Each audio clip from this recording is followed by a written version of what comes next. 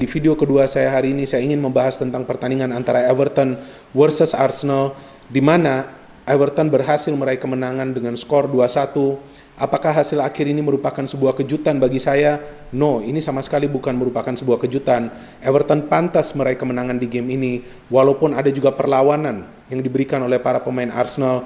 Dan memang ketika saya melihat starting lineup dari Arsenal, saya sudah merasa bahwa Arsenal akan sulit untuk meraih kemenangan. Jika bisa meraih hasil seri, saya kira itu juga sudah kemenangan bagi Arsenal. Kenapa? Aubameyang tidak bisa bermain, karena kan beberapa jam sebelum pertandingan ia mengalami cedera.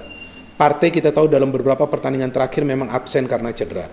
Ini sangat mempengaruhi sistem permainan yang coba diterapkan oleh Arteta. Karena ini dua pemain pilar yang memang diharapkan oleh Arteta bisa memberikan kontribusi yang besar bagi Arsenal. Nah, bagi Everton, sebelum mereka lawan Arsenal, dalam 3 game sebelumnya mereka tidak terkalahkan. Mereka bisa menang juga lawan 2 klub yang saat ini berada di papan atas, Chelsea dan juga Leicester, tanpa kemasukan gol. Nah, jadi saya melihat nih potensinya bagi Everton untuk menang lebih besar pada saat, apalagi Arsenal selain juga para pemain pilarnya itu tidak bisa bermain, tapi formnya ini sekarang kan sedang merosot. Coba bayangkan sebelum lawan Everton, ya bayangkan dulu deh ya, sebelum lawan Everton, mereka 6 game sebelumnya itu tidak bisa meraih kemenangan. Ya, last goal yang dicetak itu oleh Aubameyang. Ya, bagus kan Aubameyang bisa cetak gol dari open play, tapi kan absen dia di game ini. Nah, itu yang menyulitkan Arsenal untuk bisa mencetak gol dan juga create chances yang berbahaya.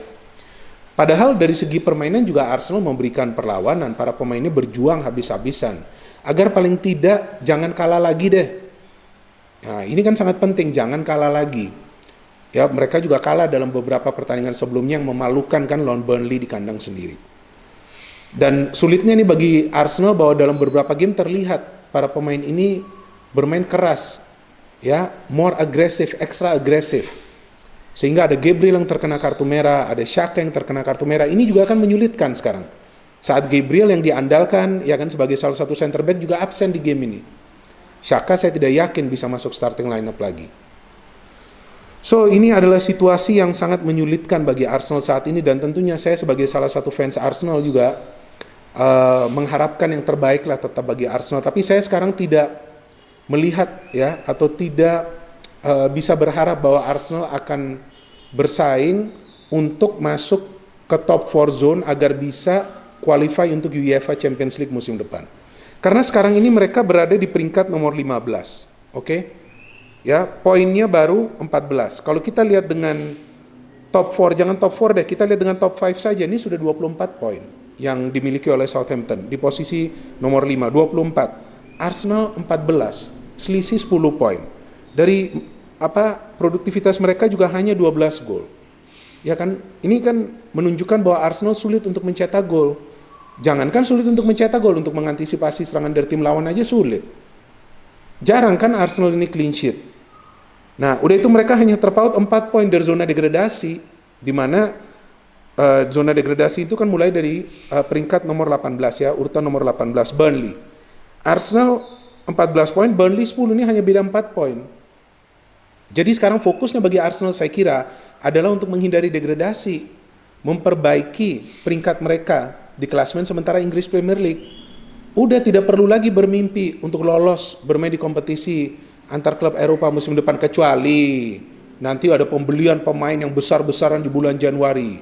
Beli pemain-pemain yang berpengalaman, beli pemain-pemain lagi yang dianggap atau dinilai oleh Arteta ini diperlukan oleh skuad. Pemain seperti apa? Kreatif, pemain seperti apa? Goal getter, beli lagi satu. Kalau perlu beli lagi center back, belanjalah besar-besaran. Ya, karena sekarang terlihat materi pemain Arsenal ini tidak memungkinkan lagi bagi mereka secara logis ya bagi saya untuk bisa bersaing di papan atas. Saya sebenarnya ingin bertanya, ini Willian ini kan sudah lama bermain di English Premier League, apalagi adaptasi yang dia perlukan. Dan dia bermain di klub besar lainnya juga, Chelsea. Ya, ini seharusnya tidak membutuhkan waktu lama lah. Dan jika memang para pemain muda di Arsenal ini banyak, ya bisa jadi Willian sebagai mentornya untuk membenahi ketenangan mereka, kedisiplinan mereka agar mereka bermain lebih terstruktur lagi. Jadi tidak hanya bermain sendiri-sendiri saja, memberikan crossing-crossing seperti bermain pingpong. Kan begitu yang kita lihat permainan Arsenal. Okay, now from the lineup, Willian, Nketiah, Pepe. Willian bermain di kiri luar biasa. Saka ini yang saya bilang pemain bagus ya, pemain muda. Elneny, Ceballos, dan Niles. Ini di lini tengah sama seperti game lawan Southampton. Tierney, David Luiz, dan Holding. Oke, Gabriel tidak bisa bermain. Ben Leno, Everton, saya suka nih permainan Everton. Holgate, Yerry Mina, Michael Keane, bagus nih pemain main terus ya. Bagi Everton, Godfrey ini juga salah satu pemain yang permainannya bagus lawan Chelsea. Dokore, Tom Davies, Alan tidak bermain ya. Alex Iwobi, mantan pemain Arsenal, bagus permainannya di sini. Sigurdsson, Richarlison, kemudian Dominic Calvert-Lewin. Nah, Richarlison ini ketika dia absen, Everton justru tidak bisa meraih kemenangan. 8 game saya kira dia absen di seluruh kompetisi ya, jika saya tidak salah. Tapi dengan kembali hadirnya Richarlison setelah cedera, kita lihat Everton justru belum kalah. Dan dia bermain cukup baik juga di game ini. Oke, jalannya pertandingan tentu teman-teman sudah nonton. Kembali terlihat kan bahwa Arsenal hanya mengandalkan long ball passing. Crossing dari kiri ke kanan, kanan ke kiri. Itu yang saya bilang seperti main pingpong. Jadi ping, pong, pong, ping. Udah gitu-gitu aja. Ya kan, bola disodorin sana, disodorin sini. Crossing coba diberikan ke tengah tapi justru melebar ke sektor flanks yang lainnya. Sedangkan saya agak bingung kenapa tidak ada pressure ke para pemain Everton yang muncul dari tengah. Contoh, peluang dari Michael Keane yang ia lepas tendangan keras. Kan tidak ada tekanan tuh yang diberikan kepada Keane. Ya dia maju aja terus, bagus juga itu off target, bagus untuk pendukung Arsenal lah. Nah terus bagaimana ketika Iwobi memberikan umpan, kenapa tidak ada pressure ke Iwobi dari lini tengah? Iwobi kan melakukan pergerakan tuh untuk membangun serangan. Ya bisa memberikan crossing juga yang akurat. Nah akurasi crossing ini juga penting. Dan Dominic Calvert-Lewin juga melakukan sundulan yang saya kira beruntung juga ya, sundulannya itu terkena Holding sehingga bola masuk ke gawang Arsenal. Tapi kan kita lihat bagaimana akurasi umpan dari para pemain Everton ini lebih terjaga. Dan mereka juga beberapa kali ini lagi-lagi bisa menang duel nih di lini tengah. Jadi Arsenal kalah lagi nih duel di lini tengah seperti di game lawan Southampton. So if you lose in the magic circle, ya very difficult to win the game. Jadi jika pertarungan ini tidak bisa dimenangi di lini tengah, akan kesulitan bagi sebuah tim untuk meraih kemenangan. Karena lini tengah itu adalah magic circle atau magic area. Kuasai lini tengah, maka tim bisa menguasai jalannya pertandingan dan tim juga bisa lebih banyak menciptakan peluang. Terbukti di game ini, Arsenal hanya menciptakan 2 shot on target. Nah ini sudah menjadi seperti pola lah bagi Arsenal, 2 shot on target ini. Nketiah got the chance, Tierney berikan umpan yang bagus, tapi kan itu dia, beberapa peluang juga lawan Burnley tidak bisa mereka manfaatkan. Off target. And then saya kira beruntung juga itu dapat penalti Arsenal. Padahal umpannya tidak berbahaya kan dari Ceballos, di clearance oleh Yerry Mina. Tapi Davies ya yang melakukan kesalahan, di mana ia melakukan kontak dengan Niles. Oke, good finishing by PP dari penalti, 2 gol dari PP. Sebelumnya, jadi top scorer bagi Arsenal ini ada Lacazette, ada Aubameyang, ada PP. PP udah 2 gol.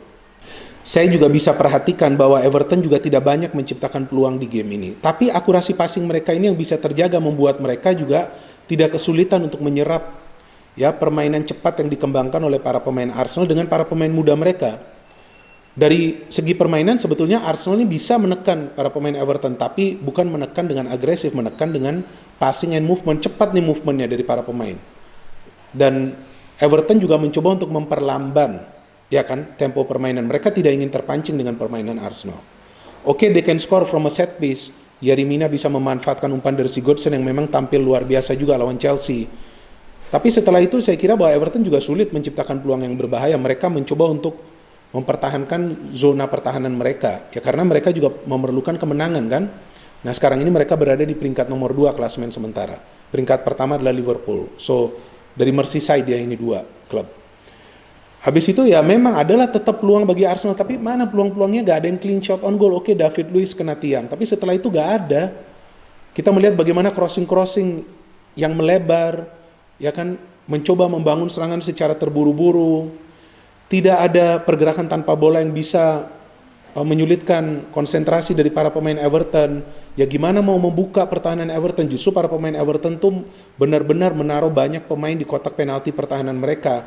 Agar crossing-crossing yang diberikan ini juga tidak bisa dimanfaatkan oleh para pemain Arsenal lainnya. Lacazette juga saya kira ya gak berkembang ketika masuk. So ini adalah kekalahan yang menyakitkan tentunya bagi Arteta pada saat memang para pemainnya lagi-lagi seperti di game lawan Southampton bekerja keras. Tapi kan bagi sebuah tim, ya poinnya bukan hanya harus bekerja keras, tapi juga harus bekerja secara cerdas. Don't only work hard, but work smart also. Ya, dengan work smart atau dengan bekerja secara cerdas, nah itulah yang bisa menyulitkan para pemain tim lawan dalam sebuah permainan sepak bola. Ya, kerja keras perlu, tapi juga harus dikombinasikan dengan kerja cerdas. Nah, kecerdasan itu mengandalkan intelijensia. Ya, jika hanya mengandalkan otot dan kecepatan, tidak akan berhasil. Nah, ini kan beda dengan tim-tim lain yang sekarang berada di papan atas. Everton mengandalkan juga otot, tapi ada juga kecerdasan. Bagaimana mereka melakukan passing, bagaimana mereka melakukan movement of the ball. Nah, ini semua sangat penting. Itu tidak tampak di Arsenal lagi-lagi.